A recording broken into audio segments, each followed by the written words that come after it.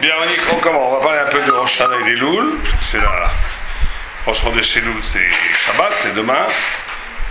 Et donc, on va essayer de comprendre ce que Hachem attend de nous à Elul. Parce qu'il faut comprendre une chose très importante, c'est que le temps juif est un temps très spécial, puisque c'est des cycles comme ça. Chaque année, il y a Rosh Hashanah, chaque année, il y a Kippour, chaque année, il y a Pessah, chaque année, il y a toutes les fêtes. Chaque Shabbat, il y a la même paracha. Donc, on voit que, chaque année, on revient chaque semaine sur la paracha. Donc, il y a un cycle. Mais ce cycle, c'est pas un cycle où on revient comme on était l'année dernière. C'est un cycle qui nous fait avancer. Ça veut dire que c'est, en réalité, le temps juif, c'est comme un cône. C'est-à-dire que c'est comme une montagne. On fait le tour, on revient toujours au même endroit, mais cet endroit nous fait monter chaque fois d'un cran. Mais en même temps, ça monte et en même temps, ça revient. C'est les deux en même temps. Ça monte et ça revient. C'est-à-dire que chaque année, on a des rendez-vous. Il faut bien comprendre ça, une idée très importante, que les fêtes juives... On ne va pas avec plaisir. Vous allumez quoi parce que vous êtes dans l'obscurité. Ah, très bien. Les fêtes juives, c'est jamais une commémoration d'un événement. C'est pas qu'on se souvient qu'il y a 3000 ans, 3500 ans, c'est la Torah. Celui qui fait les fêtes comme ça, il n'a pas bien fait la fête. C'est pas quand à Pessah, on se souvient qu'on est sorti d'Égypte il y a 3500 ans. C'est pas que alors une chose que tout le monde comprend. C'est bon, à Kippour, qu'est-ce qu'on fait à Kippour? À Kippour, on se souvient qu'on a été pardonné? C'est ça qu'on fait? Non. À Kippour, ici, personne dit je me souviens qu'on a été pardonné de la faute du Vaudor il y a 3500 ans. Qu'est-ce qu'on fait à Kippour? On demande donc, vous savez, qu'est-ce qui se passe à Kippour? Dieu pardonne. Donc, ce qui s'est passé il y a 3500 ans, après la faute du Vaudor, reconduit chaque année, Dieu pardonne. Ça, on comprend à Kippour? Dieu pardonne à chaque Kippour, comme il a pardonné à la faute du Vaudor. Puisque Kippour, c'est le jour où Dieu a pardonné la faute du Vaudor, partiellement, il n'a pas complètement pardonné. Puisque la Gemara dit qu'il n'y a pas un malheur qui arrive sur le peuple juif, aussi bien du point de vue collectif qu'individuel. Chaque fois que vous arrivez à un malheur, Dieu préserve le une brique vous tombe sur la tête, c'est aussi comme punition des péchés qu'on fait, mais aussi pour le Vaudor. Il n'y a pas une pour un autre, dit la Gemara, un malheur qui arrive sur le peuple juif ou sur un juif, où on ne lui rembourse pas un petit peu, on ne lui fait pas un petit peu payer la fête du Vaudor. Donc ça n'a pas été complètement pardonné. Mais ça a été pardonné suffisamment pour que Dieu ne détruise pas le peuple d'Israël. Puisqu'il voulait détruire le peuple d'Israël. Il voulait sortir le peuple d'Israël à partir de Moïse. Et Moïse a prié pendant 40 jours à sauver le peuple juif. Et on doit la vie à Moshe. On oublie un peu ça. Mais tous les matins, on doit dire merci à Moshe Rabbeinu. Sans lui, on serait mort. Parce que c'est grâce à sa prière qu'on est là. Sinon, il y aurait un autre peuple juif, pas nous. Bon, en tous les cas, on voit que Kippour, Dieu a pardonné la faute du Vaudor partiellement, et que tous les Yom Kippour, Dieu reconduit cet acte de pardon en nous pardonnant. Ça veut dire que, il faut bien comprendre ça, c'est un peu compliqué à comprendre, mais c'est très important. Le temps est un masque. Le temps est un... Vous savez, comme vous avez ici des photos derrière, et vous avez des fois dans les jeux d'enfants, je ne sais pas comment ça s'appelle en français, en rigole d'ailleurs, des choses qui tournent comme ça, et il y a un écran comme ça. Et quand on tourne, ça fait une photo, après une autre photo, parce qu'on tourne, on se déplace. Et bien le temps, c'est comme ça. Le temps, ça déplace. Tac, là, on arrive à le temps de Kippour, c'est le jour fondamentalement où Dieu pardonne. Le temps de Pessah, c'est pas... Alors, pour Kippour, on le comprend. Mais ça va être pareil pour toutes les fêtes. À Pessah, par exemple, celui qui ferait Pessah, juste pour se souvenir qu'on est sorti d'Égypte il y a 3500 ans, il n'a pas fait Pessah. Pessah, c'est une fête pour celui qui l'a fait vraiment. Il apprend à être libre. Il se libère de tous les esclavages. Il est un homme libre. Un tzaddik qui sort de Pessah, il n'a plus peur de personne, il n'a plus peur de rien, il n'a plus peur du monde, il n'est que l'esclave de Dieu et il n'a peur de personne. C'est ça, Pessah.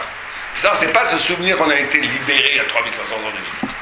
C'est sortir maintenant d'Égypte. Apprendre, c'est un kéli.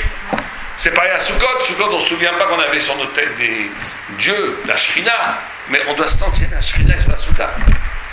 Les grands syndiqués, ils comportent le Shulchan, il dit que dans une soukha, on doit se comporter avec une Kedusha plus grande qu'une Mila Knesset. C'est la Shrina qui est sur notre tête. Ah, Purim, c'est le rire. Ah, Hanouka, c'est la lumière. À Tisha B'Av, c'était les larmes. Pleurer, etc. À Elul, Qu'est-ce qu'on nous demande à Elul? Qu'est-ce qui s'est passé à Elul? Dieu nous demande des choses à Elul. C'est un rendez-vous.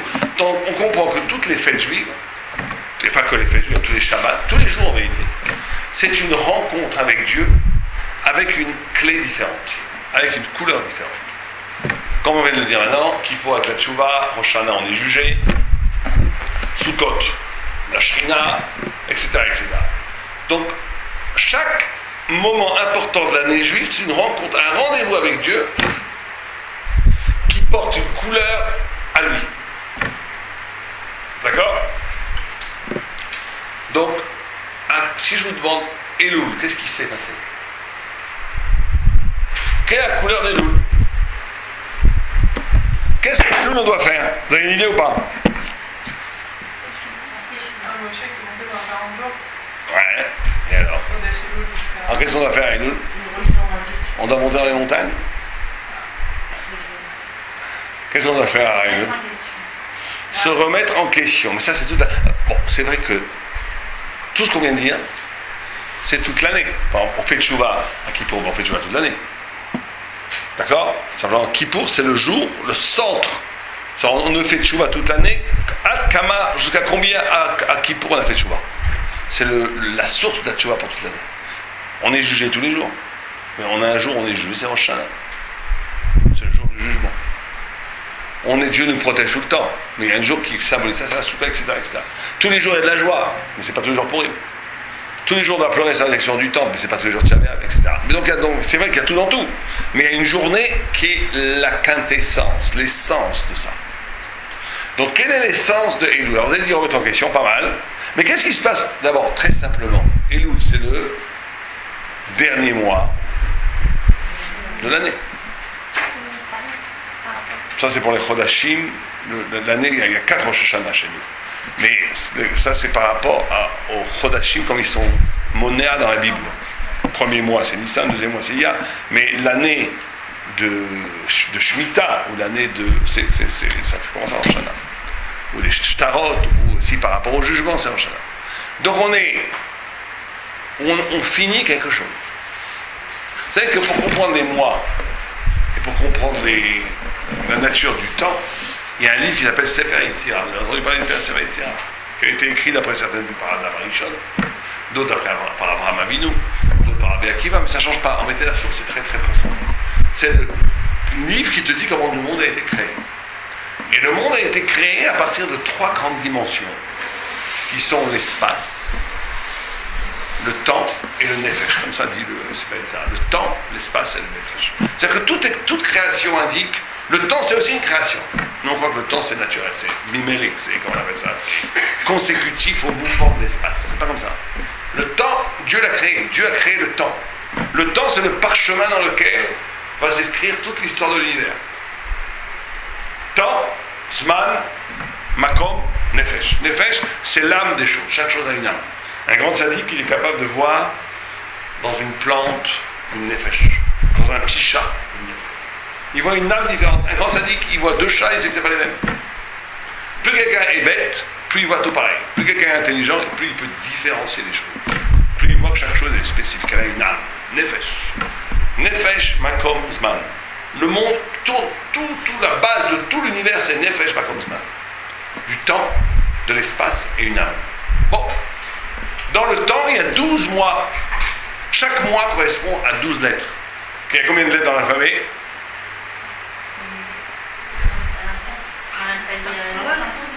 Ça, c'est l'alphabet français. Voilà l'alphabet hébreu. Il y a 22 lettres. De Aleph à Tam, il y a 22 lettres. 22 lettres. Sur ces 22 lettres, il y en a 12 qui s'appellent Pshutot. 4 imaot, 4 avot, on n'a pas le temps de faire tout d'un coup, c'est très intéressant. Il y a des Kfulot. Mais il y en a 12 qui sont Pshutot. Pshutot, ça veut dire c'est des lettres qui sont pas comme Mem, qui est Mem Sophite. Pas comme P, qui est P fait Sophite. Pas comme Nun. Aleph, c'est une Pashut. Et fait chaque E, c'est une lettre Pashut. E, c'est E. Il n'y a pas d'autre façon de dire E. Et chaque mois correspond à une lettre. Et chaque lettre correspond à un sens. Il y a 12 sens chez nous. Chez les Goïm, il y a 5 sens. Manger, le toucher, le goût, l'ouïe, le regard, le réach, l'odorat. Chez les Juifs, il y a 12 sens. On a 7 sens de plus. Mais ce n'est pas exactement des sens, c'est plus que des choses. Par exemple, le sens de Hadar, c'est lequel d'après vous? Du mois d'Hadar? Le rire. Le rire, c'est Hadar. Rire, c'est un sens. La vérité, c'est un sens parce qu'il n'y a que l'homme qui rit. Les animaux, ils ne rient pas. Même les chimpanzés, on croit qu'ils rient, c'est nerveux. C'est pas qu'ils rigolent. Ils rigolent pas. L'homme, c'est le seul qui peut rire. Parce que le rire, c'est une préfiguration messianique. Quand on rit, c'est qu'on sent que la machine vient. Parce que personne sait ça. Vous allez voir, quand on fait une bonne blague, comment ça marche une bonne blague? Comment ça marche une bonne blague? Vous savez comment ça marche? On va raconter une histoire qui tout le monde croit que ça va aller comme ça. Tout d'un coup, je claque, c'est le contraire. Tout le monde rit. Pourquoi tout le monde rit? Qu'est-ce qu'il y a de rigolo là-dessus? Qu'est-ce qu'il y a de rigolo là-dessus? Oui, parce qu'on ne s'attendait pas. La hafta, c'est le rire. Mais ça ne suffit pas. C'est parce qu'en réalité, c'est une simra chronologique dans l'homme. Parce que le Mashiach, ça sera comme ça. Le Mashiach, tout le monde y va comme ça. Tout le monde croit. Personne ne croit que le Mashiach va venir. Tout le monde croit que demain, le monde va se réveiller pareil. Tout le monde croit la banque, c'est la banque, l'armée, c'est l'armée, les États, c'est les États, la démocratie, c'est la démocratie, les journaux sont les mêmes. Bon, on croit que le Mashiach va venir, mais on n'y croit pas vraiment. Parce que le jour où tout va se renverser, tout ce qu'on a cru qu'était, on va voir Hollande qui va dire, mais j'ai toujours pour le Mashiach. Mais bien sûr, les Juifs sont nos amis de frères, et tout le monde nous dit, tout le monde, ça va être un renversement total. Mais on y croit parce qu'on nous dit qu'il faut y croire, mais on n'y croit pas vraiment. Parce que si on y croit vraiment, ça fait mourir. C'est-à-dire que c'est un changement, c'est pas juste un changement, c'est un retournement. Et c'est le grand rire universel. Quand il y aura le Mashiach qui va venir, ça va être la meilleure blague cosmique. Mais chacun, quand il dit une petite blague, même stupide, il anticipe ce moment de retournement. C'est pour ça qu'il rigole. Donc Kouf, c'est pour ça que le mois, c'est le singe. C'est le mois de Hadar, la lettre, c'est le Kouf. Ça en on dit pas Kouf, en hébreu, on dit, en bon hébreu, quelqu'un qui parle bien hébreu, il dit pas Kouf, il dit Kof. Kof, on dit pas Kouf. Kouf, c'est une erreur, je sais pas tout le monde dit ça, mais c'est une erreur. En bon hébreu, on dit Kof, on dit pas Kouf. Bon, ça c'est le mois de Hadar. Le mois de Nissan, par exemple, c'est le Ré. C'est la lettre, le Ré. Ré comme la parole, parce que Pessah, Nissan, c'est là, tout passe par la parole. Alors, Elul, c'est quelle lettre d'après vous? Bon, vous n'avez pas trouvé tout seul. Hein. Quelle lettre ça serait? Et quel sens ça serait? À partir de là, on va comprendre la nature du mois. Hein? Non. Comment? Non, c'est pas la lettre. C'est Yud, une des plus hautes lettres. Yud, dans la Torah, c'est quoi? C'est toujours le futur. Yud, c'est le futur. En hébreu, même en grammaire d'ailleurs, quand on veut changer un verbe, on veut le conjuguer au futur, on met un Yud avant. Medaber et Yedaber. D'accord? L'omen ilmad. Tout le temps, il y a un Yud avant, quand vous mettez avant le Shem HaPoal, avant le verbe, un Yud, ce Yud transforme le verbe en futur. Le Yud, c'est le futur. Le Yud, c'est ce qui donne, c'est le potentiel, c'est le futur. Et le Maasé, l'acte, qui est donné dans Elul, c'est l'acte. Bon, je vous dis ça. Le sens, c'est l'acte. La possibilité de faire un acte. Enfin, c'est bizarre parce que le Yud, la possibilité de faire un acte, c'est pas tellement l'acte, l'action, c'est plutôt le corps. Yud, c'est plutôt la pensée. Le futur, c'est plutôt la pensée. Donc, quel rapport entre les deux? Comment ça marche? Alors, on touche à ce que c'est Elul. En réalité, Elul, la chose la plus importante qui s'est passée à Elul, c'est qu'on a réécrit les deuxièmes tables de la loi. Les premières tables de la loi ont été cassées à Yud Zayin Tammuz. Et les deuxièmes tables de la loi, Moïse a prié pendant 40 jours et il a réécrit pendant ces 40 jours, dont Elul était les 30 jours sur les 40 jours. Non, à partir de Elul, il est remonté sur la montagne. À Rosh Chodesh Elul, il est remonté sur la montagne. Et donc Rosh Chodesh Elul, il est remonté sur la montagne, 40 jours qui pour. Donc pendant la majorité de ce temps, ça a été d'écrire les tables de la loi. Donc écrire les tables de la loi, c'est Yud acte. On va voir ce que ça veut dire. Bon, alors ça veut dire quoi? C'est quoi la différence entre les premières tables de la loi et les deuxièmes tables de la loi? Quelqu'un sait? Ouais, les deuxièmes. Non. C'est marrant, tout le monde dit ça, c'est une erreur. Tout le monde dit ça et c'est une erreur. Les deux tables de la loi ont été écrites par Dieu. Pourquoi on dit que c'était dicté par Dieu? Les deux ont été dictés par Dieu. C'est la pierre qui a changé. Oh, c'est la pierre qui a changé. Mais c'est quoi la différence au niveau de la pierre? C'est que les premières tables de la loi, Dieu a donné le support. C'est-à-dire qu'il a donné la saphir, c'est du saphir. Imaginez un diamant d'une amas sur un amas, ça veut dire 50 cm, 50 cm, 50 cm, qui était du pur saphir. Vous connaissez le saphir? J'imagine que vous savez ce que c'est du saphir. C'est la pierre bleue. Très très belle. Ça coûte très cher. Une bague en saphir comme ça, une pépite, c'est pas comme le diamant, mais c'est très très cher. 1 gramme de saphir, ça coûte 10 000 €. Un beau saphir, ça coûte 10 000 €, 5 000 €. Donc imaginez un saphir magnifique venant de Dieu, qui pesait je sais pas combien de kilos, là. Donc c'est des milliards d'euros. Bon, mais c'est pas important. Il a donné ça, il faut que c'est important, parce que c'est comme ça que Moshe est devenu riche. Parce qu'il a gravé, Dieu a gravé les paroles de Dieu avec le feu, et tous les débris qui sont tombés, Moïse a dit, qu'est-ce que je fais avec ces débris de... Dieu a dit, c'est pour toi. Tu es les gars, il est devenu très riche grâce à ces débris. Alors, ça c'est le tzaddik. Le tzaddik, il vit de la Torah elle-même. Il n'a pas besoin de passer par la matière, par sa parnassa. Il n'a pas besoin de la matière pour sa parnassa. La parnassa, elle est la Torah elle-même. C'est le plus haut niveau. Plus haut niveau. Hein? Ah oui, là, il n'y a pas eu de... Pas dans ton loup.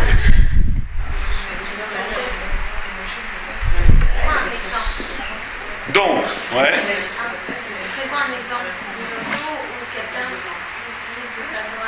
Il y a plein d'exemples, tous les jours on le voit. Par les grands sadikim, ils ne vont pas un sou. Mais ils font grâce à leur Torah. Par exemple, moi j'ai connu quelqu'un, un arabe, 2 très hommes très riches avaient un contentieux énorme, une guerre qui allait leur coûter des millions d'euros, avec des tribunaux et tout. Et c'était la guerre, un des deux allait perdre plus de des dizaines de millions d'euros. Ils ont demandé à ce arabe, on te fait confiance, dis-nous. Il est venu, il leur a fait la paix, la shalom totale. Il leur a dit, ils lui ont donné de l'argent. Il a dit, Dieu président, je ne prends pas d'argent pour... c'est un sac à la fin, on ne prend pas d'argent. Je vous dis comment on fait. Mais 3 semaines plus tard, ils ont dit d'accord. Chacun lui a envoyé après un chèque énorme pour lui. Donc il a reçu l'argent. Mais pas pour ça. C'est de sa Torah. Quand quelqu'un est vraiment dans la Torah et qu'il est honnête dans la Torah, Dieu s'occupe de lui directement. Mais il faut être honnête dans la Torah, c'est difficile. Parce que c'est très difficile quand on est dans la Torah. Parce que quand on ne travaille pas, pour ceux qui ont les bêta, donc ils vont dépendre de leur parnassa d'hommes riches, généreux. Et très très rapidement, tu peux croire que c'est lui qui donne l'argent. Et c'est très difficile parce qu'il ne faut pas non plus prendre de la karatato. Les gens qui prennent de l'argent, ils disent mais c'est Dieu qui me l'a donné, c'est pas de la foi jojo. Pour savoir dire merci. Une fois j'avais rendu un service à quelqu'un, il me dit mais je te dis pas merci, c'est Dieu qui t'a envoyé. Ça m'a énormément énervé sur le moment. Je n'étais pas de sadique du tout, donc j'étais très énervé. Mais à un moment je me suis posé la question, je me suis dit pourquoi je suis énervé? Il a raison. Tout ce que vous faites, il ne faut pas croire que c'est vous qui le faites, c'est Dieu qui le fait, à travers vous. Mais alors pourquoi est-ce qu'il faut un karatato?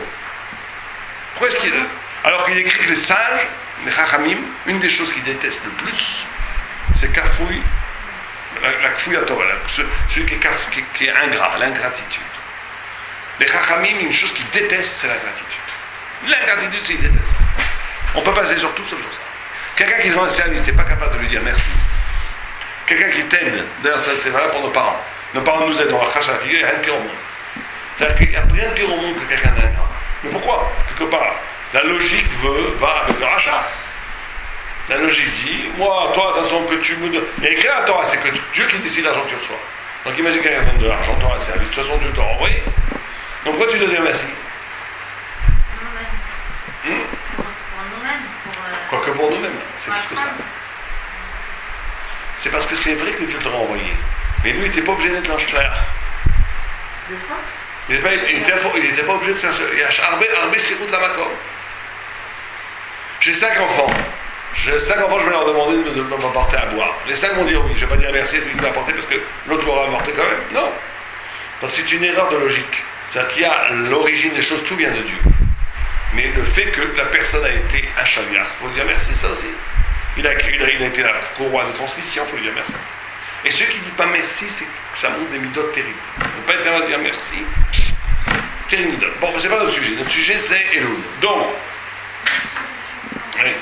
On a 12 sens et que c'est représenté par des lettres et que Elul c'est la lettre U, que c'est le potentiel futur. L'acte c'est un sens. Je n'avais pas ce Justement, oui, l'acte c'est un sens. Dans les 12 sens, c'est pas des sens comme les couches, c'est 12 choses proprement humaines. Le fait de faire un acte, le fait de rire, c'est pas un sens pour le français. C'est 12, on va dire plutôt que sens, on va dire 12 caractères humains, proprement humains. Donc on nous dit quoi? On nous dit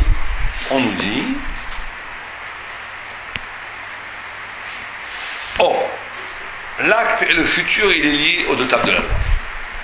Donc la première table de la loi, elles sont écrites par Dieu et elles sont données par Dieu. Puisqu'il a donné le saphir. Les deuxièmes tables de la loi, Dieu n'a rien donné du tout. Qui c'est qui a donné le support? C'est Moïse. Moïse a pris un grand rocher par terre, il a donné à Dieu, et Dieu a marqué sa vérité, les 10 commandements, sur la pierre que Moïse a tendue vers Dieu. Vous comprenez? Alors vous allez me dire, quelle importance? Qui a donné la pierre? On s'en fiche, ce qui est important, c'est ce qui est écrit dessus. En quoi c'est important qui a donné la pierre? C'est important ou pas? Le support, en quoi c'est important? Oui, bien sûr qu'il faut que ça repose sur ça, mais est-ce que ça a un sens métaphysique? Ça a un sens spirituel? Qu'est-ce qu'on s'en fiche qui a donné le support? Il faut un support, je suis d'accord. Mais qu'est-ce qu'on fiche, que ce soit du saphir? Ou bien, c'est un détail à première vue. Non, on te dit que c'est la différence abyssale entre les premières tables et les deuxièmes tables. En quoi c'est une différence abyssale? C'est qu'il cherche le rocher approprié. Il n'a pas quitté du premier coup. Si. Il aurait pu donner ça n'était pareil. C'est l'intention supplémentaire. Fais attention à... Essayez de réfléchir, qu'est-ce que ça veut dire que Dieu donne le support? Que nous donnions le support. C'est quoi la différence de donner Dieu donne le support? Il y a un effort supplémentaire. Un effort en plus. Et alors? Preuve d'amour, et alors? Quoi d'autre? La faculté de comprendre mieux la... Oh, très bien. Quand on dit que les premières tables de la loi ont été données, aussi bien la Torah que les tables, que le support, ça veut dire quoi? Ça veut dire que Dieu n'a pas simplement... Vous savez que c'est le grand problème. C'est un peu philosophique, mais c'est pas grave, il faut comprendre.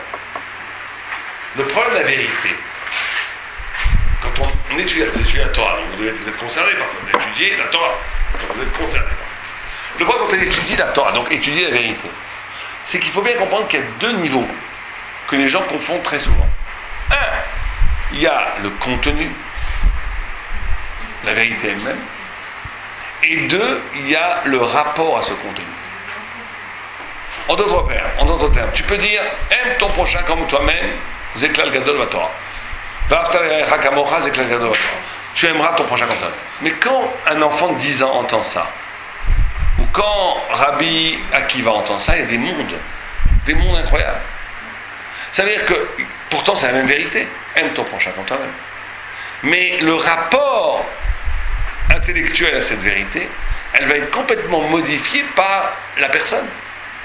La même phrase, le même cours, la même idée, elle va être comprise par Rouven à 1%, par Shimon par 10%, par Rabbi Yochanan à 50%, par l'autre Rabbi, et par Moshe Rabbeinu à 100%. Vous comprenez? Ça veut dire qu'il y a des niveaux d'écho, de compréhension, de raisonnement, de profondeur dans une parole qui va être complètement différente par rapport à la personne qui écoute cette parole. C'est-à-dire qu'il y a la vérité, mais il y a le rapport à la vérité. En d'autres termes, il y a la vérité, on peut avoir une vérité, et on peut avoir un faux rapport à la vérité. On peut avoir un vrai rapport à la vérité. On peut avoir un vrai rapport avec le mensonge. Par exemple, les Arabes, quand ils vont se faire sauter dans les bus pour tuer des gens, ils ont un vrai rapport, parce qu'ils sont prêts à mourir, avec un truc affreux, avec un mensonge. Donc on peut avoir un vrai rapport avec un mensonge. On peut avoir un faux rapport avec la vérité, on peut avoir un faux rapport avec la Torah. On peut utiliser la Torah de la journée pour soi, pour son orgueil, pour toi, c'est un faux rapport avec la vérité. Et la Torah demande d'avoir un vrai rapport avec la vérité. Le vrai, que le vrai est double. Un vrai rapport au vrai. Pas un faux rapport au vrai et pas un vrai rapport au faux. C'est ça le travail du juif. Très bien. Donc les premières tables de la loi, quand Dieu donne le support et qu'il donne aussi les 10 commandements, et c'est ça que nous ne comprenons plus aujourd'hui, c'est qu'il a donné à 3 millions de personnes sur le mont Sinaï non seulement la vérité, mais il leur a donné un cerveau, des outils intellectuels, spirituels, physiques, émotionnels, pour comprendre la Torah à un niveau comme Dieu la comprend. Vous imaginez ça? C'est-à-dire que tout le monde à ce moment est devenu prophète, tous les juifs. C'est les premières. Les premiers. Les 3 millions de juifs sont devenus prophètes. C'est pour ça qu'ils sont tous devenus immortels. C'est pour ça qu'ils tous qui étaient malades ont été guéris. Il y a eu une métamorphose, non seulement la vérité a été donnée par Dieu, mais cette vérité était tellement de feu, tellement divine, qu'elle ne pouvait pas être comprise par des hommes. Donc Dieu, il a fait quoi? Il a changé le mort des hommes, il a changé les juifs à ce moment-là, ont une captation divine d'une vérité divine. Vous comprenez? Vous comprenez la différence? C'est que les premières tables de la loi, ça a été pas simplement une révélation au niveau de la vérité, c'était une révélation au niveau de la conscience humaine. L'homme a découvert à ce moment-là toute la dimension divine qui est en lui. Et il a fait corps avec cette dimension divine. Il est devenu Superman. On était tous Superman aussi. Voilà, qu'est-ce que vous voulez dire? Justement, c'est la génération qui reste dans le désert, cette génération. Bah ouais. Celle qui a fauté. Bah, la fauté, ouais. Donc, alors, moi, la question, c'est pourquoi Dieu leur a donné cette dimension. Avant, Finalement, ils l'ont perdu. ils l'ont perdu. Ça a été complètement brisé par la faute. Alors, pourquoi l'abandonner? Je ne comprends pas votre question. Imaginez que quelqu'un naisse et qu'il devienne un sadique. Et qu'un autre naisse et devienne un rachat.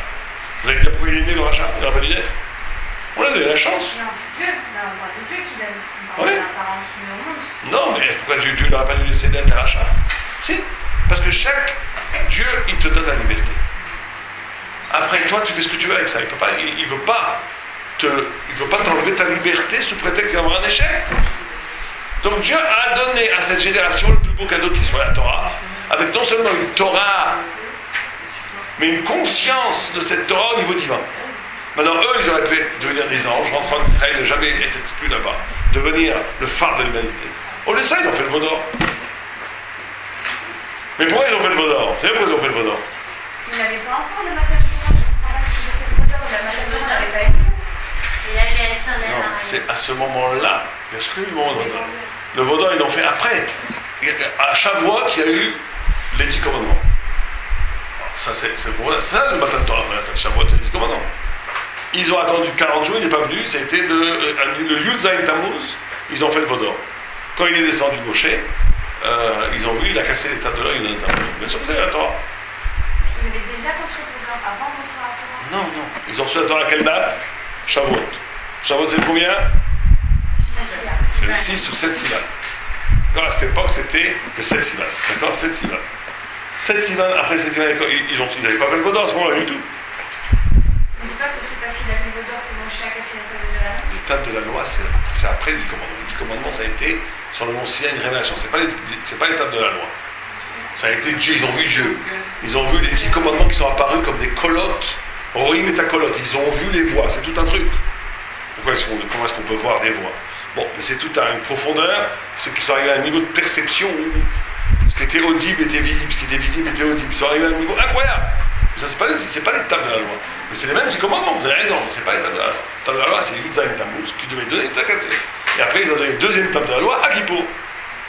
D'accord? C'est quoi la différence entre les 10 commandements et la table de la loi? Les 10 commandements, c'est l'événement. Sur les tables de la loi est écrit les 10 commandements. Mais pendant l'Ar Sinaï, on a entendu la voix de Dieu qui disait les 10 commandements. Il fallait un autre événement pour que j'aime une bonne étape de la loi. Après les précédents, c'était une brite. C'était après Moïse est monté 40 jours pour avoir toutes les explications de toute la Torah. De tous les 10 commandements et du. Tout est contenu dans les 10 commandements. Mais l'événement où Dieu a révélé sa présence à Israël de façon summum, il n'y a jamais eu une plus grande révélation comme au Sinaï, c'est au Sinaï. Après, il y a eu cette révélation qui est inscrite dans les tables de la loi, qui est inscrite aussi dans la Torah. C'est encore d'autres dimensions. Donc vous comprenez, alors que dans les deuxièmes tables de la loi, le support, il n'est plus donné par Dieu. Il est donné par qui? Ça veut dire par qui aujourd'hui? Par nous. Alors ça veut dire quoi que le support est donné par nous, d'après vous? Ça veut dire quoi? Non, par rapport à ce que je viens de dire. Si le support qui est donné par Dieu, c'est qu'on t'a donné un intellect prophétique qui comprenait la Torah, et n'importe quel hmar, n'importe quel idiot, il n'y a pas d'idiot à l'époque, mais n'importe quel le coefficient intellectuel le plus bas comprenait la Torah comme Dieu la comprenait. Ça, il n'y a plus. Ça, c'est ça qui a été brisé à cause de la faute. Donc voilà, qu'est-ce qui reste? Non, mais qu'est-ce que ça veut dire que le support vient de nous? Mais la perception, elle vient de l'humain. Elle est humaine, exactement. Et ça veut dire quoi? Ça veut dire que tu ne vas avoir de la Torah que combien tu veux en avoir. Ta Torah va être proportionnelle à ton désir de vérité. En d'autres termes, s'il y a des gens que ça ne les intéresse pas, ils s'intéressent qu'à se maquiller, qu'à voir les films, qu'à aller à la plage, et ben ils vont avoir la Torah combien? 0. 0. Ils n'auront pas plus, ils auront 0. Ou bien ils ont un petit peu de vent, de fumée de Torah parce qu'ils vont Shabbat, ils s'assoient à la table, ils écoutent un peu de leur Torah avant de dormir. Ils n'auront rien. C'est-à-dire que la Torah va être proportionnelle à ton désir de Torah. Quelqu'un veut la Torah à 5%, il aura 5% de Torah. Quelqu'un il veut à 10% de Torah, il aura 10%. Quelqu'un qui adore la Torah, il va en avoir à 50%. Celui qui adore, il aura 50%. Et les génies qui ne pensent, qui ne dorment et qui ne boivent que pour la Torah, ils auront 100% de Torah. En d'autres termes, ta Torah maintenant, le niveau d'intensité, de vérité qui va rentrer dans ta vie, elle va être proportionnelle à ton désir de vérité. Tu n'as pas de désir de vérité, tu n'auras rien. Tu as un petit peu de désir de vérité, tu auras un peu de Torah. Tu as beaucoup de désir de Torah, tu auras beaucoup de Torah. Tu as un désir très très fort de vérité, tu as un désir très très fort de Torah. Tu auras une présence très très forte de Torah dans ta conscience. Vous comprenez ça ou pas? C'est très important. C'est-à-dire que maintenant, c'est ce qu'on appelle le Mida Keneged Mida. Le monde va agir envers toi comme toi tu agis envers le monde. Tu es intéressé par la vérité va t'investir. Tu n'es pas intéressé par la vérité. Tu peux dormir debout, la vérité ne va jamais t'investir. Pour ça, il y a des gens qui disent, moi je ne comprends pas, ça m'ennuie la Torah. Oui, parce que t'as pas de... c'est le problème, c'est pas la Torah, c'est toi. Si tu n'as pas de désir de vérité, donc... alors pourquoi tu n'as pas de désir de vérité? Après, chacun fait son auto-analyse. Ou bien c'est une question d'éducation. Tu sais, les parents qui ont parlé de boutard, de d'amrou, d'argent de la journée, c'est difficile d'avoir des enfants qui sont intéressés par autre chose. Si des parents ont parlé... bon, après, chacun a son histoire. Mais il faut être conscient que la vérité rentre, investit ta vie, illumine ta vie, que par rapport à toi. C'est toi qui vas déclencher la grandeur de la Torah dans ta vie. Vous savez que ça, c'est une grande discussion très intéressante entre Maïmonide et Nachmanide. Est-ce que tout vient de Dieu? Que vous dites-vous? Tout vient de Dieu? Tout? Alors, je vous donne un exemple très simple. Ce chapeau, vous voyez ce chapeau? Si je le lâche, il va tomber? C'est sûr? Maman, oui. Qui a dit? Qui a dit? Vous voulez que je vous montre? C'est pas sûr? Je le lâche? Je le lâche? Bon, il est tombé. Alors, s'il tombe maintenant ce chapeau, qui c'est qui a fait tomber ce chapeau? C'est Dieu ou c'est l'attraction universelle? Dieu qui a choisi que le monde... Dieu a créé cette attraction. Dieu a créé l'attraction et c'est l'attraction qu'il fait. Donc Dieu n'intervient pas pour vous à ce moment-là. Il a créé les instruments. Il a créé les instruments pour que ça marche tout seul. Non, ça c'est un niveau des nuages. Je pense que la chaîne d'activité... Non, on va voir que c'est une marque loquette. Si je lâche, vous voulez dire les deux, c'est les deux sont tombés. Je lâche ce chapeau. Ce chapeau tombe. Boum, il est tombé. Est-ce que Dieu a fait ce mouvement? C'est la grande question. Il y a deux interprétations. Il y a le Rambam et le Ramban. Nachmanide, le Ramban, Nachmanide, il dit Kol mi shemamin bateva. Tous ceux qui croient en la nature. El no chelek betorat Moshe.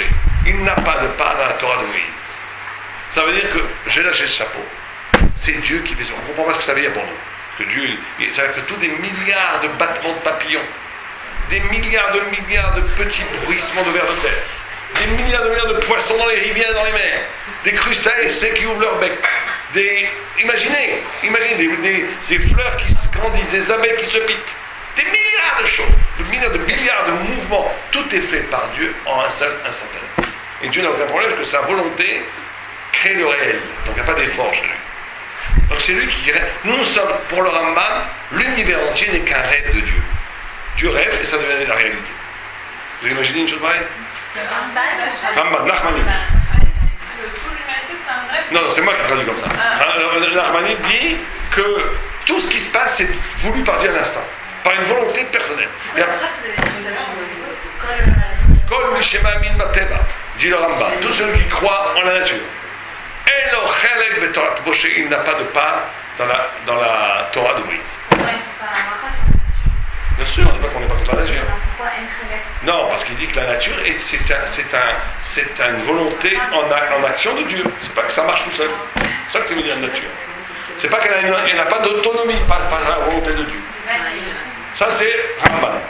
Bien Rambam, Maïmonide, il dit pas du tout.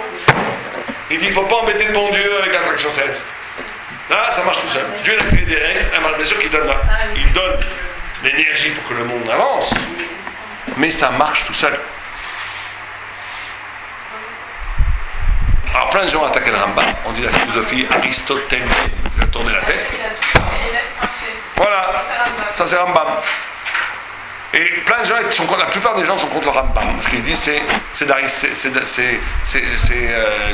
ok. Mais nous. Hein? Il a une phrase aussi. Il dit juste que. Non, lui il dit. Alors on va voir, toi. Lui il dit une phrase comme ça terrible. Il dit que la providence, la Hashgacha, est proportionnelle à l'intelligence. Alors, ça veut dire quoi? On va expliquer. Ça, c'est Rambam.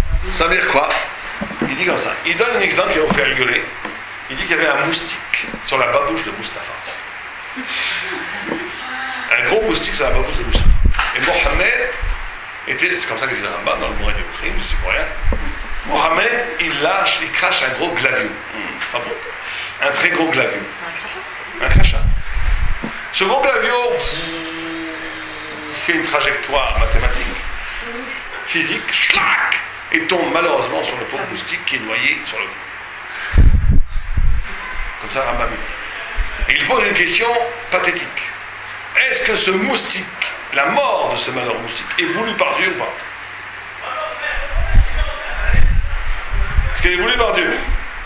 Pour le Rambam, Nachmani, on va dire bien sûr, parce que Dieu fait tout. Vient le Rambam, Maïmonide, il dit pas du tout. Le moustique, il était au mauvais endroit, au mauvais moment, au mauvais endroit. Dieu n'a pas voulu qu'il meure du tout. Oh, il va mourir. Quand les gens entendent dire, ils ne commencent à pas être du tout d'accord. Ça veut dire quoi? Il n'y a pas d'Ashgacha, il n'y a pas de providence? Non! Parce que dit le Rambam que la providence, elle est proportionnelle à l'intelligence. Ça veut dire quoi? Il dit comme un moustique, c'est Ahmad, c'est même pas Ahmad, parce que c'est même pas, il est beaucoup moins intelligent qu'un homme. Il n'a pas de cerveau, il est idiot, il est complètement conditionné par la nature. Donc Dieu n'intervient pas quand il reste au niveau de la nature. C'est pas vrai, on n'a pas conditionné. Comme ça dit le Rambam. Rambam, c'est une pente de la Torah, on ne peut pas dire que c'est pas vrai. Vous pouvez dire, moi je me sens plus comme le Rambam, comme Nachmani. Mais le Rambam, c'est un des fondateurs. Donc non, mais qu'est-ce qu'il veut dire par là? Parce que ça va très loin le Rambam. Il veut dire la chose suivante. Il veut dire qu'un homme peut être un moustique. Il veut cacher, il ne s'occupe pas de nous. Pas du tout, il ne s'occupe pas de toi. C'est-à-dire que pour le Rambam, Dieu s'occupe de toi si tu es capable de sortir de la nature. Si tu restes dans la nature, Dieu ne s'occupe pas de toi. C'est-à-dire que tu es dans ton mazal. Tu as un bon mazal, tant mieux, tu as un mauvais mazal, tant mieux pour toi. En d'autres termes, si tu restes dans la nature, Dieu ne s'occupe pas de toi. Du tout, tu n'as pas de providence. Tu t'arraches de la nature, Dieu s'occupe de toi. Donc tu peux être un moustique ou pas. Mais si t'es un moustique, tu peux recevoir le gros clavier sur la tête. C'est tant pis pour toi. Rambam, il dit, mais nous on ne pense que c'est la vérité. Pourquoi? Parce que, je vous en dis, c'est quoi s'arracher de la nature? C'est quoi ça? On te dit, si tu t'arraches pas de la nature, tu es victime du mazal. Ça, c'est le Rambam. Oui, le Rambam. On parle du Rambam maintenant. Hein? Alors, c'est quoi s'arracher de la nature? Ça va remettre les choses en question. Oui, mais comment? Travailler sur ses midot et sur cette changer. Comment on travaille sur ses midot? C'est quoi le secret de ça? Travailler sur la nature, c'est très simple. Et si ce n'était pas la vérité, qu'est-ce que je dois. Enfin, trouver des contre-arguments. Comment? C'est quoi ne pas être dans la nature, on demande? Pas être dans la logique. Pas forcément. La logique, elle peut être divine. La Gemara, c'est très logique. Très logique. Oh, très bien. On va encore plus radicaliser, aller contre ses instincts. On va un peu même encore radicaliser votre propos. On va dire une chose très simple. Ne pas être dans la nature, c'est être capable de ne pas réagir. Ne pas être réactif. Et ne pas être réactif parce qu'on croit. Par exemple, quelqu'un vous déteste, vous le détestez. Quelqu'un vous jalouse, vous jalousez. Quelqu'un vous frappe, vous avez envie de le frapper. Alors chacun est réactif à sa façon. Il ne faut pas croire que les gens calmes, c'est tous des sadiques. Il y a des gens qui sont calmes parce qu'ils ont peur de réagir. Ils réagissent comment? C'est taisant. C'est pas qu'ils sont pas réactifs. Ils réagissent en rentrant comme une huître, plus à l'intérieur d'eux-mêmes. C'est aussi une réaction. Ne pas réagir, ne pas être réactif, ça veut dire ne pas être biologique. Une fois, j'avais un grand rave qui avait fait une queue de poisson à quelqu'un, sans faire exprès. Quelqu'un il a dit Hamol. Il lui a dit Anne. Il a répondu enchanté, Rabbi Chaim Zimmerman. Oui, en rigolant. Bon, c'est vrai qu'il est capable de ne pas être dans l'insulte, la réciprocité. Il est capable de prendre la distance. Vous savez, j'étais à côté de lui, je trouvais ça génial. Alors, au lieu de. Il ne réagit pas, en rigolant, il dit enchanté, Hamol, moi c'est Chaim Zimmerman. Donc, vous comprenez, c'est ne pas être dans l'instant, dans le biologique, dans le feu, dans les nerfs. Ça, c'est dans la nature. Je vous donne un exemple très simple. Vous êtes chez vous. Vous êtes chez vous. Vous allez passer une journée très très difficile, harassante, très très difficile.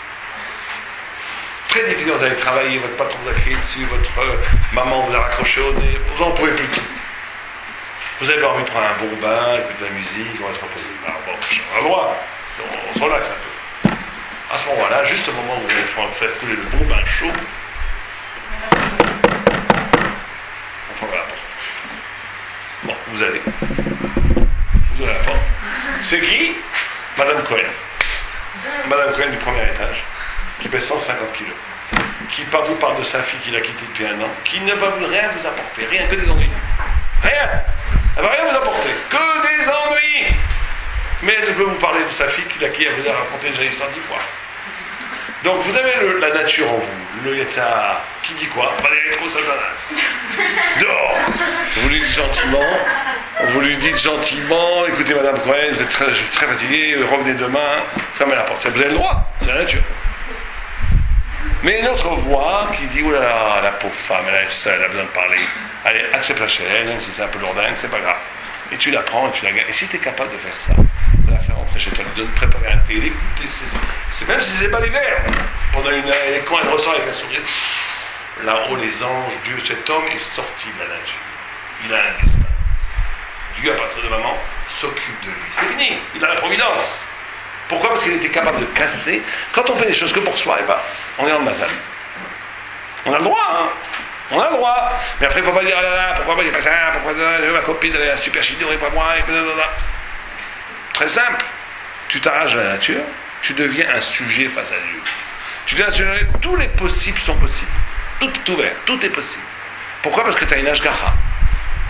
Tu as une ashgaha, Dieu s'occupe de toi. Tu n'es que réactif, tu n'es toujours que dans l'intérêt, que dans le calcul, que dans la nature, comme les animaux aussi ils calculent. Ils mangent, ils mettent de l'argent de côté, ils mettent de la nourriture de côté dans leur nid et tout. Ils calculent. Ils sont là dans la défense de l'autosubstantification de soi-même, comme on dit en français. Pourquoi? Parce qu'il faut bien se défendre, il faut bien vivre. Bon, là, tu as le droit, mais tu es dans le mazal. Il y en a qui ont de la chance. On a un bon mazal, hein. Même s'ils ne sont pas des sadiques, il y a des gens qui ont un bon mazal. Il y a des gens qui ont un mauvais mazal. Mais tous les mazals, c'est mauvais. Même les bons mazals, ils sont mauvais, parce que tu n'as rien fait. Alors que si tu casses avec la nature, tu casses avec le mazal. Et à ce moment-là, tout peut changer dans ta vie. Vous comprenez? C'est le grand secret. Donc, ouais. Si quelqu'un casse la nature, alors à ce moment-là, tu as besoin d'aller pratique. Complètement. Si quelqu'un fait des actes, comme quelqu'un a dit, qui n'obéit pas à son instinct, et qui obéit au besoin de faire le bien, parce que c'est bien, là, tu deviens un sujet de Dieu. Tu en as Ashgaha, Dieu s'occupe de toi. C'est le chapeau de tomber, à ce moment-là.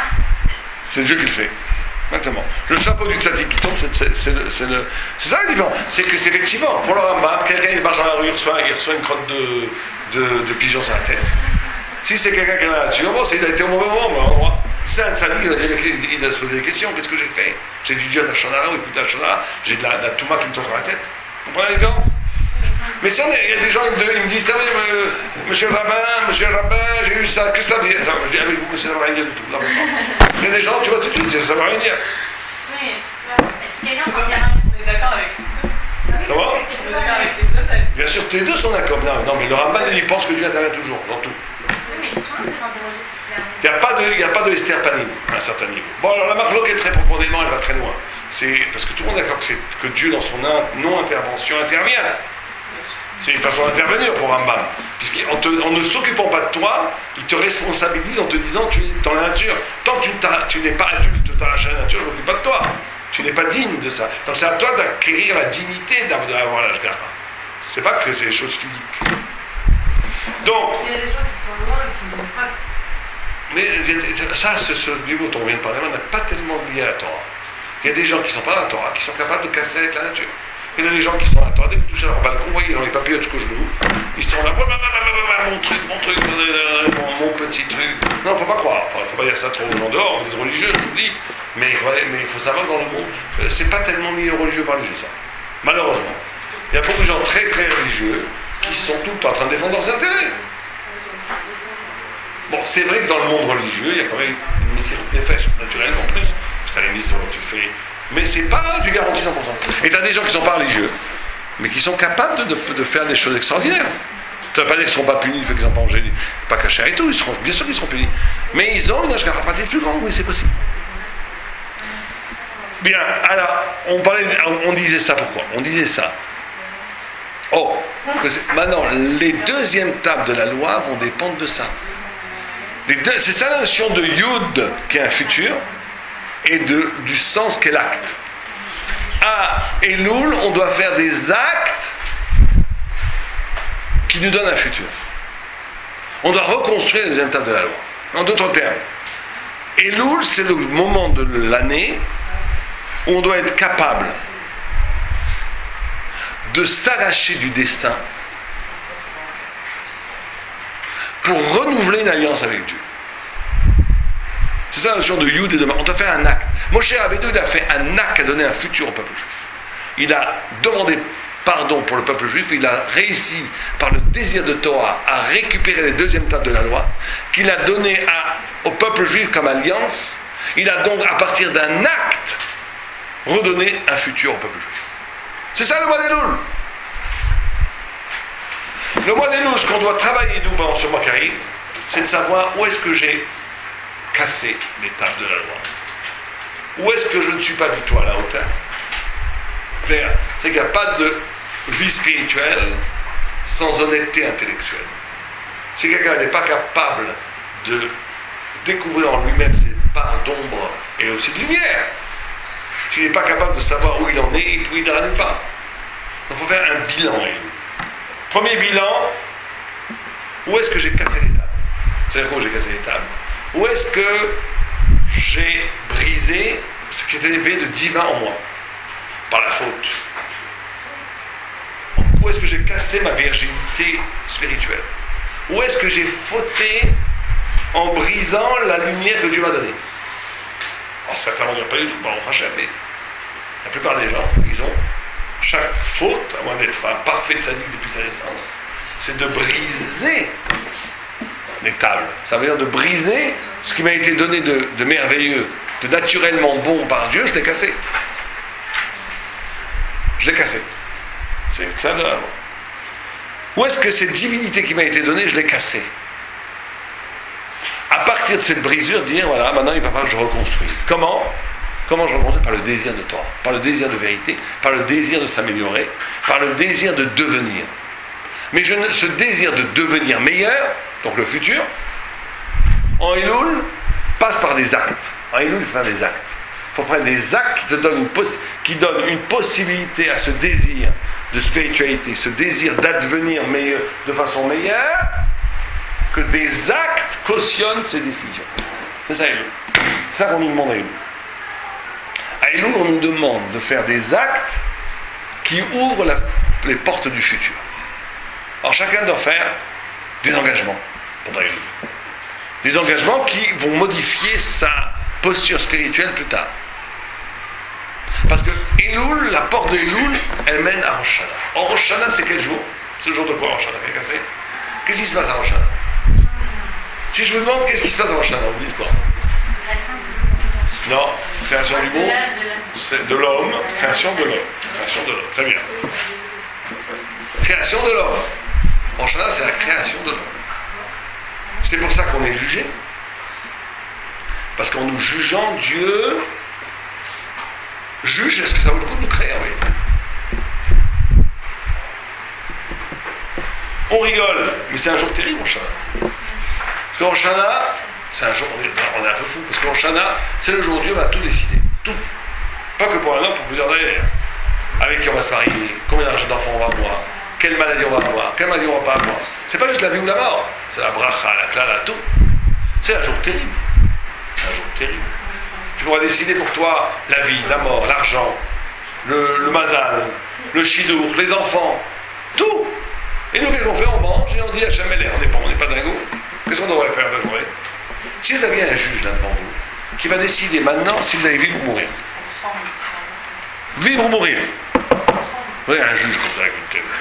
Bonjour monsieur, madame, votre nom, prénom, et on va voir si vous allez vivre ou mourir. Et vous avez entendu, écoute, vous avez vu déjà 3 personnes qui sont fait descendre. Et ça peut être vous le prochain. Qu'est-ce que vous faites?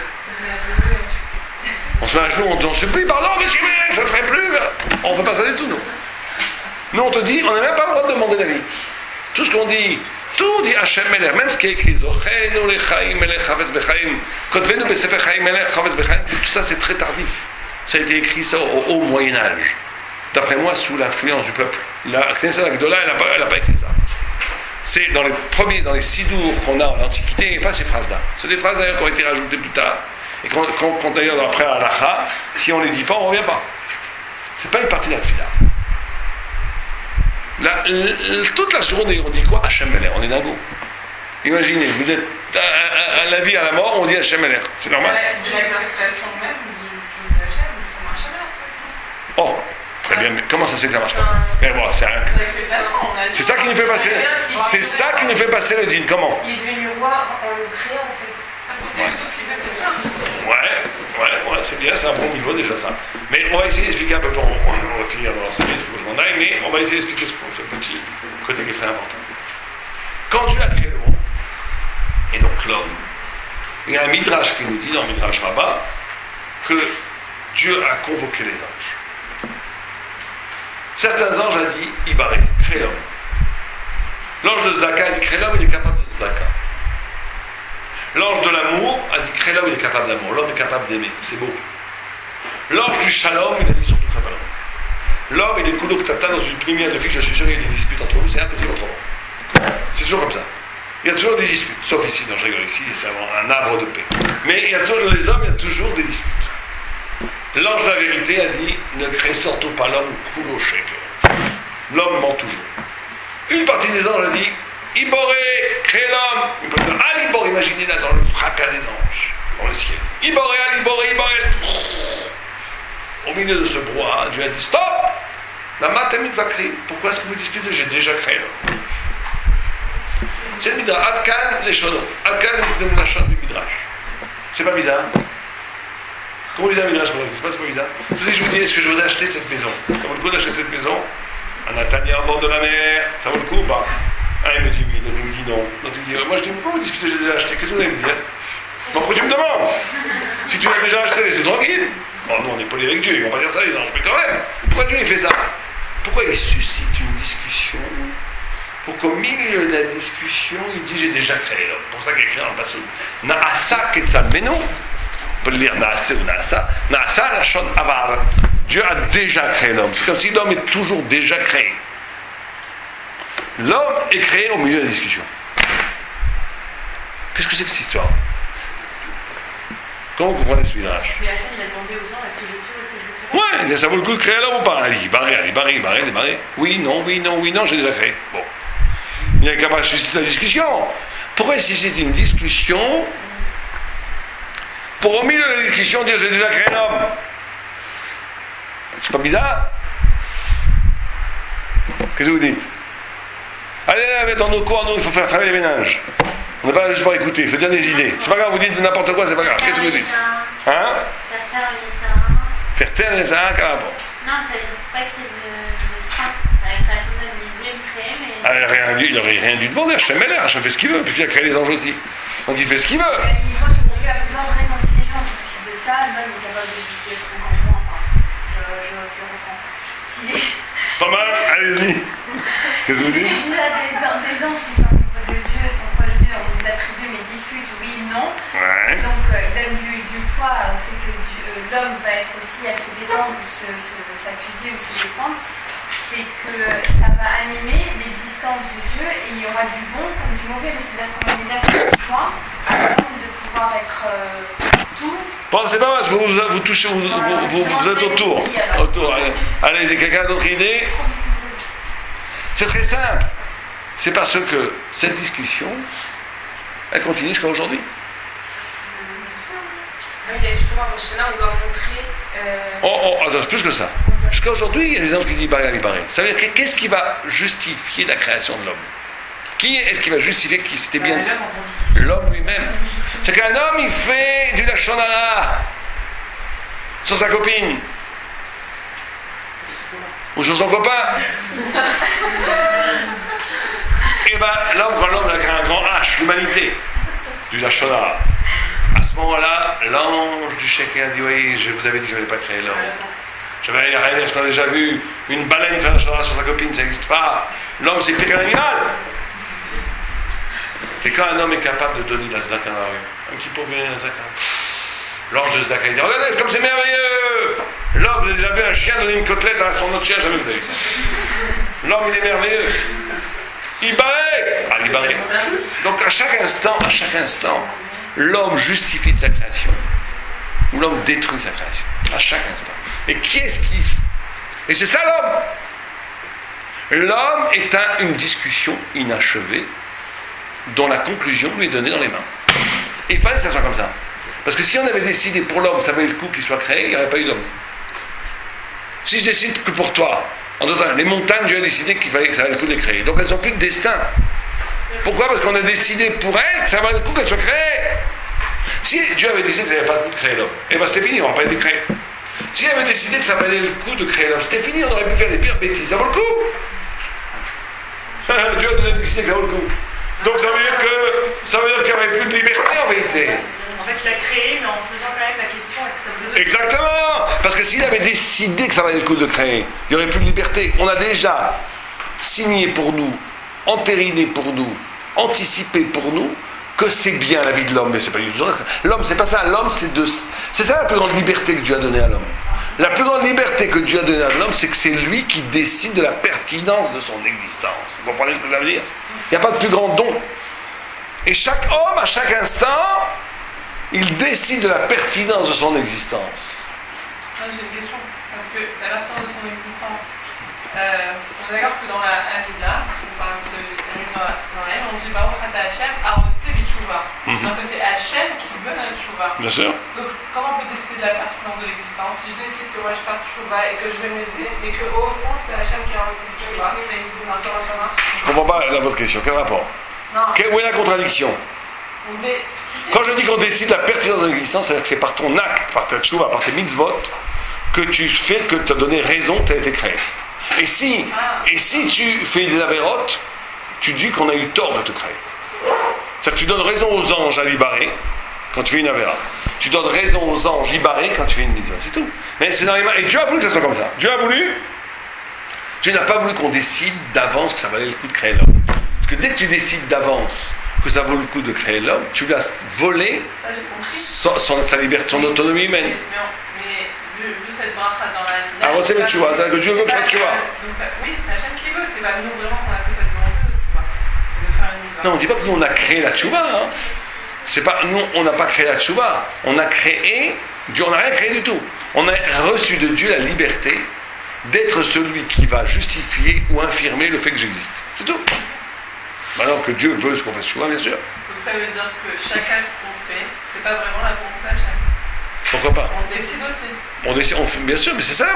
Comme il y a des Hachem Chos Mirat Shamaim, c'est ça. Ça veut dire qu'à chaque instant, c'est votre Irat Shamaim qui va dire est-ce que vous faites la volonté quand on fait une mitzvah? On décide de la faire. On décide de la faire. Mais on se connecte à la volonté de Dieu. La volonté de Dieu, c'est pas le K'toub. On n'est pas les Arabes, nous, les musulmans. Le K'toub, tout ce qui devait être fait chez nous, la liberté. Mais, vous comprenez, il n'y a pas de K'toub chez nous. Nous, mais... On parle de Mazal. Oui, il y a un Mazal, mais il n'y a pas de K'toub. Le Mazal, c'est des forces spirituelles qui t'entourent, qui vont entendre. Tu peux tout renverser. Tu peux tout accepter. Ou il y a une partie de Mazal, une partie de Mazal, c'est très mélangé. Il y a une partie de Mazal très forte. Mais c'est pas que ça. Par exemple, vous avez 10 zivougs chacune. Vous savez, après la Kabbalah, vous avez 10 zivougs. C'était pas ça. Non, il y en a 10. En France, il faut vraiment revoir la flamme. Il y en a 10. Et si vous faites de grosses bêtises dans le 10e, je vous conseille de ne pas aller à la Koupa. C'est le pire, le 10e. Le 9e, il vaut mieux pas aller. Le 8e, c'est déjà très moyen. Le 7e, ça va plus ou moins.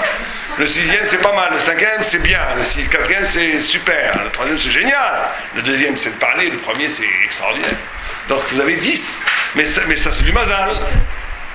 Mais chacun va. Mais si vous faites trop de bêtises, vous avez le 9e. Je préserve. Donc c'est pas parce que vous trouvez votre mazal que ça va être le bonheur. Hein. Faut pas dire ça, on la coupe pas la jeune fille, mais il y a 10 mazal. Donc il vaut mieux avoir dans la tranche des premiers 5. Les premiers 5 c'est bien, le deuxième 5 c'est moins bien. Mais en tous les cas, l'idée, vous comprenez l'idée? Donc c'est ça qui rend l'homme. L'homme, alors c'est ça qu'on fait en Shana. Comment est-ce qu'on est zoré du dimanche? On peut pas être zoré du dimanche. Je vois tout toute l'attention du cœur, il scrute les cœurs. Il sait tout pourquoi on a fait les choses. Il a devant lui toutes les avérotes, toutes les mauvaises pensées, toutes les mauvaises paroles qu'on a dites. Et toutes les bonnes actions aussi. C'est un régiment trop compliqué pour nous. On ne pourra jamais nous modèle pour ça. On a la seule chose à faire, c'est de dire à Dieu comme ça. Hachem Meler. Pourquoi? C'est toi qui m'as créé Dieu avec du Ibaré. Ben, Ibaré, pas moi. C'est toi qui m'as créé avec du Yatsara et du Yatsarato. C'est toi qui m'as créé double. L'homme est double. C'est ça qui le rend libre. Tu m'as créé avec du Yatsara, Yatsarato. Tu m'as créé avec du Ibaré, Ibaré. Tu m'as créé avec. Ça vaut le coup d'être créé, ça vaut le coup de ne pas être créé. C'est toi. Par contre, moi, je m'engage à une seule chose à Rosh Hashanah. C'est ça qu'il faut dire. Je m'engage à Rosh Hashanah à rentrer dans la grande lutte où je vais essayer de faire vaincre le Ibaré sur le Al-Ibaré. Tu dis, je vais essayer de faire que mes hommes... C'est toi qui m'as créé la lumière de l'ombre. Tu m'as créé la lumière des ténèbres. C'est toi qui m'as créé comme ça. Maintenant, moi, ce que je m'engage, Hachem Meler, c'est que je prends la lumière, je prends l'ombre, je prends mon Yetzirah, je prends mon Yetzirah, je prends mon bon côté, je prends mon mauvais côté. Et toutes les choses ont les deux en même temps, je dis Hachem Meler. Dieu est roi. Ça veut dire quoi? Je mets mon Yetzirah au service de Dieu. Comment je fais ça? En disant, mais oui, je ne suis pas un tzaddik amour. J'ai du mal, j'ai du bien. Mais je promets de m'engager dans la lutte, d'essayer de faire triompher le bien sur le mal. Quand tu fais ça, tu passes le livre. Automatiquement, tu passes le livre. Pourquoi? Parce que tu as été créé pour ça. Donc tu dis à Dieu, c'est ça, Hachem Meler. Tu m'as créé comme ça. Si tu avais voulu me créer tout bon, tu m'aurais créé tout bon. Si tu avais voulu me créer avec Ibaré simplement, bah, tu l'aurais fait, mais tu n'as pas fait ça. Donc accepte tes zones d'ombre, accepte tes ondes de lumière, et dis, je prends les deux et je les mets au service de Dieu, Hachem Meler. Quand vous dites Meler à Rosh Hashanah, c'est à ça qu'il faut penser. Meler, quand on dit Meler à ce moment-là, c'est à ça qu'il faut penser. C'est moyen de ça, maintenant les deux je les mets à ton service. Comment? En essayant de faire triompher mon bon côté sur mon mauvais côté. Et je vais me battre toute l'année prochaine sur ça. Tu t'engages à un futur comme ça, tu passes le livre. C'est pas le moment de se supplier, c'est pas ça qu'il faut faire. C'est pas, on ne supplie pas, c'est pas le moment, ça c'est à Rosh Hashanah. Ah, c'est à Kippour. À Kippour on fait tchouva et tout, c'est autre chose. À ce moment-là, c'est le moment, et c'est à ça qu'il faut se préparer. Pour ça que le bilan qu'on doit faire à Elul est très important. On doit arriver à Rosh Hashanah, pas les mains vides. On doit faire un bilan. On doit avoir travaillé sur ce qu'on a dit, d'être capable d'avoir cette honnêteté, de constater là où les tables sont brisées, là où mes côtés, et avec tout ça, organiser un futur. Organiser une vie pour l'année prochaine où je vais essayer de grandir en toute conscience de mes points faibles, de mes points forts et de mon travail. L'homme est né pour maximaliser ses points forts et vaincre ses points faibles. C'est pour ça qu'on est là. Donc au moins, avoir la conscience de ça et dire voilà, moi ça je vais en faire un projet de vie. Quand tu rentres là-dedans, tu es un sujet, tu es devant Dieu, tu es dans Hachem Meler, tu es dans un projet, tu es sorti du mazal. Mais si quelqu'un il pense qu'à la villa, à la piscine, à manger, bon, alors c'est vrai qu'il est dans le mazal. Les mazal, non, tu vas aller dans le mazal. Il y en a qui ont des mazal moyens, il y en a des mauvais mazal. La plupart des mazal, ils ne sont pas terribles. Il ne faut pas être sommaire trop sommaire. Bah, tu vois, il y a quand même peu de milliardaires qui sont heureux. D'abord, il y a peu de milliardaires. C'est pas une belle retraite de Jérémy Bernard, bon, non, mais il n'y a pas. Ouais, non. Non, parce qu'il y a peu de milliardaires. Et même les milliardaires, il y en a 1 sur 10 qui est heureux. Donc ça fait très peu de monde. Ouais. Il y en a qui ont un mazal, c'est grâce aux prières de leur grand-mère, on va savoir. Ils sont nés, ils ont un mazal, ils vont trouver la femme la plus belle gentille du monde, ils vont trouver l'argent, ils vont trouver tout va bien pour eux, les enfants sont super. Eux, c'est afro Jojo, ils fument le cigare Shabbat, tu vois, ils ont un mazal super. Tu lui dis, mais ça douille, il est en train de manger, et tout le srout de sa grand-mère qui a prié pour lui. Bon, tant pis pour lui. Et après, il va beaucoup. Ça vaut pas le coup. Mais même ça, ils n'ont pas. La plupart des rachats, ils ont un mauvais mazal. La plupart des gens, ils sont malheureux. Regardez autour de vous, la plupart des gens sont malheureux. À 50 ans, regardez les gens autour de vous à 50 ans, pas à 20 ans. À 18-20 ans, la plupart des gens sont heureux. Enfin, plus ou moins. Parce qu'ils ont l'espoir, ils sont jeunes, ils ont l'énergie. Mais regardez la plupart des gens à 50 ans. Quand ils ne sont pas dans la Torah, une catastrophe. Une vie lamentable. La plupart. Pourquoi? Parce qu'ils n'ont rien. La Torah, elle est capable de renverser le monde, de magnifier la vie. Par contre, les gens qui sont vraiment dans la Torah à 50 ans, ils sont tous super heureux. C'est comme ça, parce qu'ils sont sortis du mazal. Faire confiance au mazal, il faut être un dingue. Il y a un mazal sur 100 qui est valable. Et encore. Il est valable pour l'amazé. Alors bon, ça vaut pas le coup. Bien, est-ce qu'il y a des questions? Oui. J'ai une question, mais peut-être que ça se fait pas en 5 minutes, si vous pouvez. J'ai même pas 5 minutes, j'ai 2 minutes. Alors allez-y. Pourquoi est-ce que tout a été créé pour la gloire d'Hachem? Pourquoi Hachem a créé pour sa gloire? Dieu n'a pas besoin de gloire. Du tout. Du tout. La gloire, c'est que l'homme, pour être homme, a besoin de glorifier Dieu. Ça, c'est le pshat, il est à faux.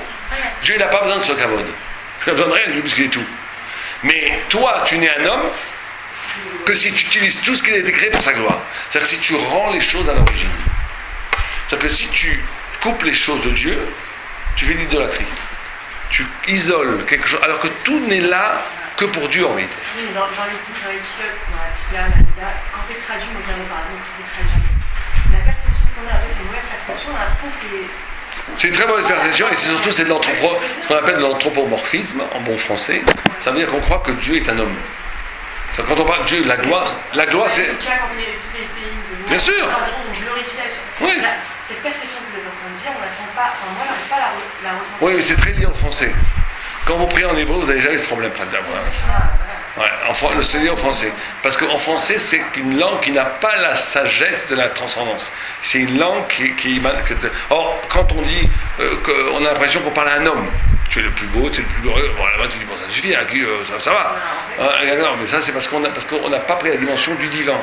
Un des grands travaux du juif, c'est la capacité, c'est un grand mystère la Torah, d'être capable d'avoir un rapport avec Dieu au-delà de toute projection d'image. C'est pas le Dieu Père Noël en gros. Mais c'est pas le Dieu Père Noël.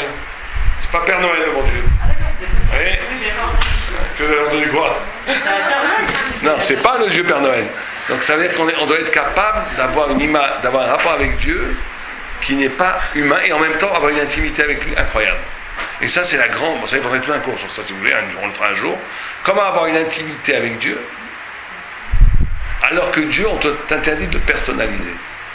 De lui donner une image. C'est la Torah, c'est toute la Torah ça. On a peut-être le côté divin qu'on a en nous. Aussi. Mais il faut bien comprendre que le Iloul qu'on fait à Dieu, c'est une inspiration. C'est pas. Ça doit être... C'est quoi? C'est que pour l'homme, il se réalise, il a besoin de glorification, c'est ça que ça Non, c'est une inspiration. C'est comme une grande vague poétique d'admiration de l'infini. Quelqu'un qui n'a pas un tzaddik ne peut pas vivre sans glorifier Dieu. Parce que c'est la sortie, c'est une évasion hors de l'être. C'est la capacité d'entrevoir un tout petit peu l'immensité divine, mais qui n'est pas abstraite. En le glorifiant. Glorifiant, c'est un mot français, je ne sais pas ce que ça veut dire glorifiant. Moi j'aime le mot en disant l'allel. L'allel, c'est un de allel, qui veut dire un chant. C'est déjà du chant, c'est de l'art. C'est une façon presque artistique de dire. Vous comprenez? Ça ne fait pas référence aux mêmes boîtes dans le cerveau. C'est pas dans les curés, les grands, c'est pas ça.